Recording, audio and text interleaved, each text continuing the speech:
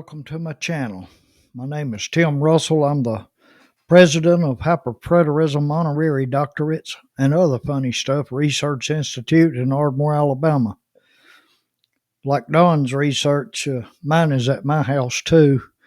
You know, we're up there with MIT, Mississippi State. You know, they got a pretty good research institute. Boeing has one. Don's got one and I've got one. And we think Amazon's Google CEO for all of our material. You know, all these books in the background, I haven't seen them move. Look at all those books. And they're in the same position for years. But that's all right. I don't read a lot either in paperback anymore. I'm online and I don't have to buy a lot of books anymore. I used to have a lot of books, but I don't anymore. I used to be a fan of Stephen King's, in fact. And one of my favorite books he did was The Stand. And I told my wife, I wish they'd do a movie with that. I said, of course, that would be a long movie. And it turned out they did do it, and it was a series. And we watched the series. Nevertheless, we're going to take another look at the challenge of Christ that Don K. Preston invented. And when I get through here, you'll see it's a total fabrication, an invention. And it's just beyond me how he can do this with a straight face. And no one challenges him on it. No one says, Don, that's not what Jesus said. But anyway, let's get into it, and I'll show you what I'm talking about. Happy Friday morning to you, and welcome back to Now TV and Morning Musings. My name is Don K. Preston. I'm the president of Preterist Research Institute of Ardmore, Oklahoma. I want to thank you for joining me here on Now TV as we continue to examine very closely the challenge of Christ. Okay, he said very closely. I want you to pay attention to what he says next.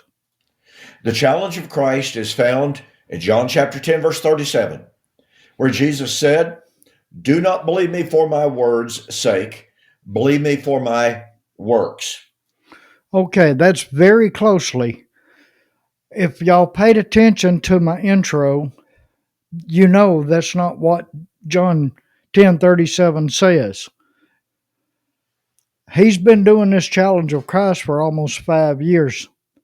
No one's challenged him on it that I know of, it, that I'm aware of. Now, it may be out there, I don't know, but I haven't seen it. But no one's challenged him on it and said, Don, that's not what he says. That's not what he's talking about. You got him out of context. You're misquoting our Lord. I don't know how plainly you can put it. Let's look at John 10:37 again. You know, I should have had this pulled up. No, you can't have my cookies. Blue Letter Bible always asks for cookies. I don't. If I got any cookies, I'm eating them. Let's see. I got to click John 10. And on the New King James, we're going to read it. If I do not do the works of my Father, do not believe me. Folks, do y'all know what the works of the Father are? Do you realize that if you're a Christian, do you realize you're doing the works of the Father? Listen to him again. Listen to what he says. Found in John chapter 10, verse 37, where Jesus said, do not believe me for my words' sake, believe me for my works. You see that, folks? Let him wag his finger at you. If I do not do, do not believe me for my words' sake, believe me for my works. Clear as a bell right there, ain't it, folks? Look at that. Just clear as a bell. That's what it says. If do not believe me for my words' sake, believe me for my works. I don't know what translation he got that from. This Blue Letter Bible, I use it a lot. Gateway has it. Has a good free online Bible resource. I use Blue Letter. It's easier to use. You can donate to them if you want to, but you don't have to. And they plant cookies, and I just click OK because I don't care. They can send me a lot of cookies. I don't care. But no translation. Even Young's, their favorite letter. Here, look at Young's. What does it say? Down here in verse 37. If I do not the works of my Father, do not believe me. That's a whole different ball game from do not believe me for my words' sake. Believe me for my works. Yesterday, I read John chapter 15. It's just, it, well, let me go to it.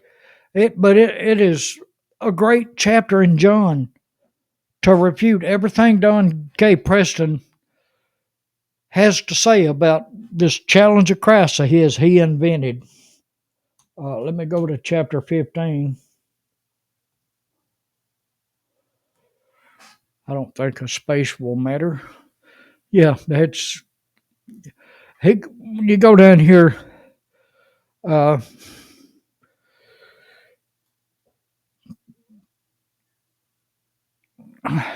okay, down here in verse 24, Jesus is talking about those people who wanted to kill him.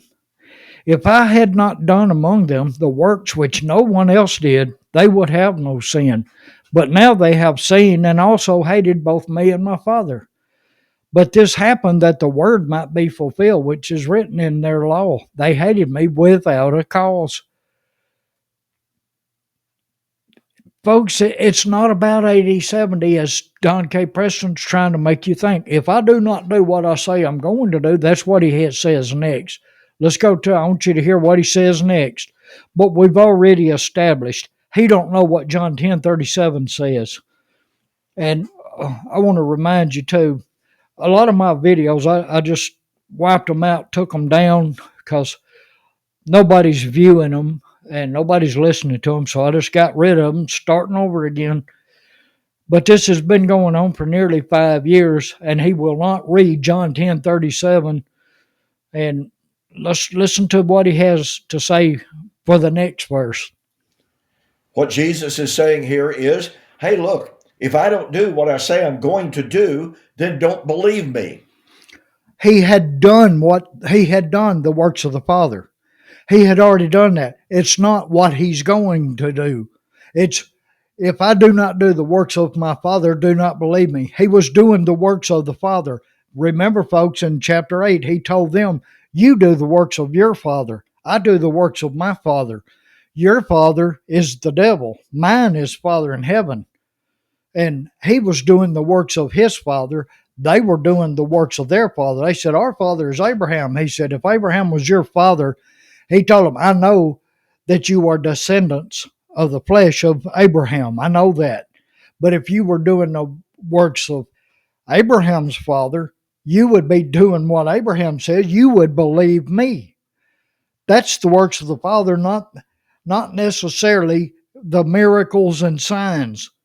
Go to John chapter 20, verse 30, and it'll tell you what Jesus tells us, what those were for. And truly Jesus did many other signs in the presence of his disciples, which are not written in this book. But these are written that you may believe that Jesus is the Christ, the Son of God, and that believing you may have life in his name. Jesus did miracles and signs in the presence of his disciples. They wrote them down so that we would believe. What does Jesus tell Thomas? Thomas, because you have seen me, you have believed. Blessed are those who have not seen and yet have believed. Don K. Preston needs a sign. He needs to look at the ruins of Jerusalem and the temple, or he don't believe. He says, he has literally said this. Jesus says, don't believe him. He's telling us don't believe in him if he didn't come in 80-70 and resurrect the dead and judge the world in righteousness and all that. If that didn't happen in 80-70, we are not to believe in Jesus. He has said that in the past, and he won't deny it. either, I'm sure. But the fact is, John 10:37 has zero to do with 80/70. Jesus proved who he was before 80/70. Uh, he's got a few more things here I wanted to go over. I've said this before, let me reiterate it. Christianity is the singular religion. The only one that comes even remotely close is Judaism. But Christianity is the only, really, honestly, the only religion that issues that kind of challenge. That challenge has not been issued. That is, Jesus did not issue us a challenge to believe in his to believe in his works. That was to them. That was you and your buddy Mike Sullivan yuked it up and laughed and carried uh, on y'all's last video about audience relevance. Y'all just yucked it up and laughed at people. It says Jesus will return. Now, I'm not a dispensationalist either, but I'm not yucking it up because they do like you and misquote Jesus and take him out of context. They are innocently mistaken, most of them. Now, some of them are deliberate, but you and Mike talked about audience relevance, and if one ever applied, it's John 10:37, because they were wanting to kill Jesus. They were wanting to stone him. And he said, well, which of the works or do you stone me for? And they said, not for a good work, but for blasphemy. Jesus was proving he is the Son of God. They didn't believe him. He said, well, if you don't believe what I'm saying, believe what I'm doing. They still didn't believe him. That was to them, Don. It wasn't to you. And it wasn't for you to tell people that they have got to see the ruins of Jerusalem and the temple before they can believe Jesus was the Son of God. It's ridiculous. One more thing. Let me hear just a little bit more of what you got to say. I done went through this once, and I don't want to listen to it much more. Besides, it runs your count up, which I already clicked dislike. You know, I got to do that when I hear this challenge of Christ. I've got to click dislike because I am not going to remain silent and listen to you misquote Jesus intentionally. You know, the Hindus, the Buddhists are so ethereal. You know, folks, we don't concern ourselves with the Hindus and the Buddhists and all of them and the Muslims and the Jews. We preach the gospel. That's it. What they do with it is on them. Uh, but Don is so worried about the Hindus and the Muslims and the Buddhists, and we can prove to them, though we think like an atheist on did Jesus come or not. The atheists don't believe he did. They don't believe Jesus did exist. But if he did, he lied. Don K. Preston is just like the atheist he's about to debate. If Jesus didn't come in 80/70 and resurrect the dead and judge the world, he lied. And bring heaven to earth, don't forget that part, he lied. And if he didn't do it in 80/70, he lied. That's Don K. Preston's position. Don't forget that, folks. That's the hyper-preterist position. You have no hope, further hope to look down the road for a resurrection. They say that's over with. It also led to this stupid doctrine of theirs led a lot to, they've invented a new doctrine called Israel only.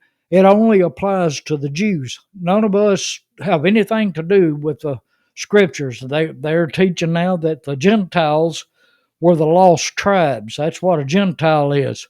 I mean, it's a ridiculous doctrine. It's just as stupid as these hyper preterist doctrine. In their quote dogma, there is no evidentiary basis for those religions. The Islamic religion does not challenge people to test its claims. Yeah, yes, they do, or they'll cut your head off if you don't convert. They, they are the ones that really do issue a challenge. Jesus offered an invitation, not a challenge. That's where the right off the bat where you got it all wrong. Jesus don't force us to believe anything. He doesn't make us. He offers a way of escape. Men are born in a world of sin. All will sin and fall short of his glory. We have an invitation to escape eternal damnation. That's an invitation, not a challenge. Now you were right. You know you're wrong when you say the Islam they don't offer a challenge. Oh yes, they do. They sure do. There's been a lot of heads cut off because no one would, or the ones who wouldn't accept their challenge. I mean, good grief, Don. In fact, the radical elements of Islamism would try to hurt you for. Right, they would. Yeah, I forgot you did say that part, but yeah, they will hurt you if you don't accept their challenge on their terms. Like you offer this challenge that you invented, and you're telling people if you're waiting on the Lord to come, you don't believe Jesus. That's your challenge. You convert to Islam if you want to, Don. You're just as lost. Challenging their claims. So when I'm going to get to the part where he's talking about this atheist he's going to debate, and it's funny. He builds him up to this world class. I mean, most people has never heard of him, never will. And Don, you would think he was the new birth of that guy that did Cosmos, Carl Sagan, but he's not. No one's heard of him. Hey, and if I heard him and Mike Sullivan right, Don paid this guy. Now he didn't say I paid him, but he did say people were telling him you needed to do more than one night of a debate. You need to do like 4 nights. That's the way they do. That's the way they debate, folks. But Don was talking about he couldn't afford 4 nights, so they've cut it down to one. I took that to mean they've had to pay him for one night to debate him, but I'm not going to say he absolutely had to. Some of you Preston followers asked him how much did it cost. Asked him did he pay Carrier, but I want y'all to hear him build him up. when we really genuinely look at the claims of Christ, at the words of Christ, we're forced to read. As I showed you, folks, that's what he said, Jesus said, is not the words of Christ. It's the words of Don K. Preston misquoting Christ, intentionally misquoting the Lord. Realize this is distinctive. And of course, we live in a very skeptical world. And on October the 12th, 2024, for instance, Pay attention.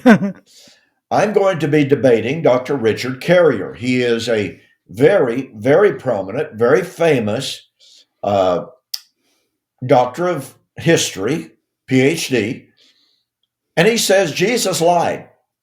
Okay, and Don agrees. If Jesus didn't come in 80, 70, Don agrees with him.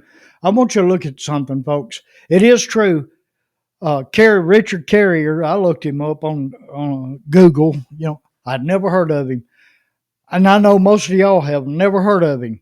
Most of Don's followers had never heard of him. We don't go around looking up these people. Don does. He hangs around these atheists because he wants to debate. It's getting nowhere, Don. Your movement is getting nowhere. You may be leading souls away from Christ, but you're not leading souls to Christ. And who cares what an atheist thinks?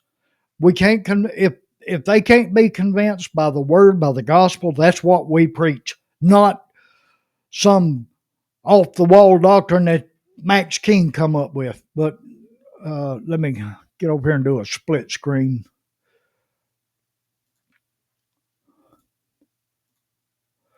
Folks, you see that right there? Don K. Preston, D.Div, Doctor of Divinity. Don knows that's not real. He knows that. I've got one of these hanging on the wall for me. I created me one like he's got one. I got one. Vision International, without knowing what Don teaches, gave him an honorary doctorate. And look at that, folks. He sells his books based on that. He's not a doctor. The atheist Richard Carrier is. He is a scholar, if that's what you want to call him. But that doesn't mean you can't be an idiot. Only a fool says there is no God. But that little blue thing there, Don K. Preston, D of Divinity. These two men right here, Mike Sullivan, Don Preston, they mock and ridicule Sam Frost every Saturday that they do this, or Friday night, or whenever they do it. They mock and ridicule him continually. And guess what? Sam actually has his doctorate. He earned it. He can proudly put it up there. They can't. Don K. Preston cannot honestly put that up, and it doesn't bother him. But if you can misquote Jesus, why would that bother you? I'll just ask that. If you can intentionally, one small verse out of John 10, if you can misquote Jesus out of it, and let's go back to it, and I'll show it's and I've been reading the book of John, if y'all been keeping up, and I'll read chapter 16 next. But look at that. If I do not do the works of my Father, do not believe me. Folks, he give his, in chapter 15, he's telling his disciples, they're going to do the works too. Y'all have seen me and you believe. If they had believed me, they would have no sin. If they had believed the works, they would have no sin. But their sin is with them because they saw everything, they heard everything, and still didn't believe. Well, okay, I'm going to end it there. I had I was still talking, and this thing quit recording for some reason. The audio was gone, and so I stopped it, and I'm recording the ending of it. But I thank you all for tuning in. Like I said at first, I've deleted out a bunch of videos I had on YouTube. I didn't have them organized, but I'm starting to. I got a few of these Challenge of Christ videos still up, but they're all the same. They all say the same thing. Don K. Preston says the same thing. Like I pointed out once before, Jim Jones didn't just one day get everybody to drink Kool-Aid. It didn't just happen.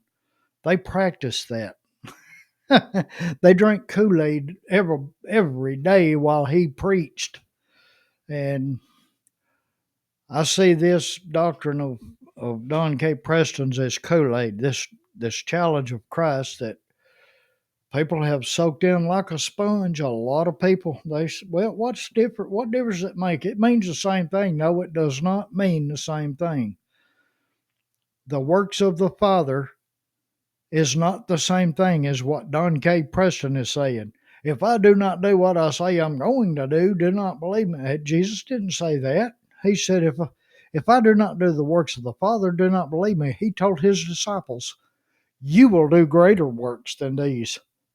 And they raised the dead. And just think about this. The kingdom exploded out of Jerusalem. They did great works. They saved a lot of souls. Jesus was limited in his ministry to who he was around, and his time was short. And he had 12 apostles. You're gonna take up the mantle when I'm gone. If I didn't leave, you wouldn't be able to do this. He sent the Holy Spirit to remind them and teach them all things he had told them. Then his command in Matthew 28, 18 through 20, go and teach them, baptizing them, make disciples of all nations, teach them to observe all things I have told you. One of those things is they teach people, baptize them, and wash away their sins, make disciples of these nations, and told them, you tell them to observe things I told you. So therefore, that process keeps going. The church is still here, the kingdom is still here, and one day it will be in heaven when Jesus comes. 1 Corinthians 15, when Jesus comes, he will gather his kingdom and present us to the Father. They believe that occurred in AD 70 and Jesus never presented us to the Father. No way. They say he didn't give up his reign. Jesus, whatever that means in 1 Corinthians 15, it's Jesus giving us to the Father. Here's my kingdom. And, in Matthew 28, all authority had been given to Jesus.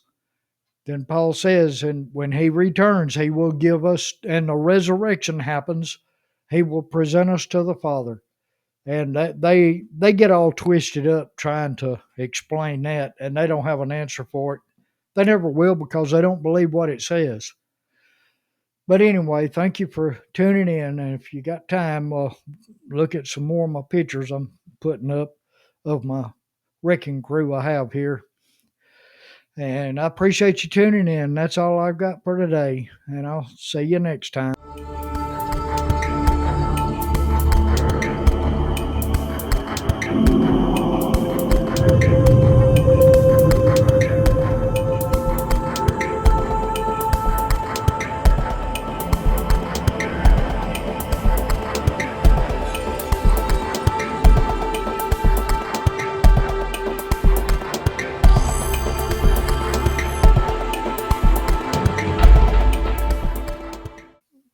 Let's read John chapter 14 together today.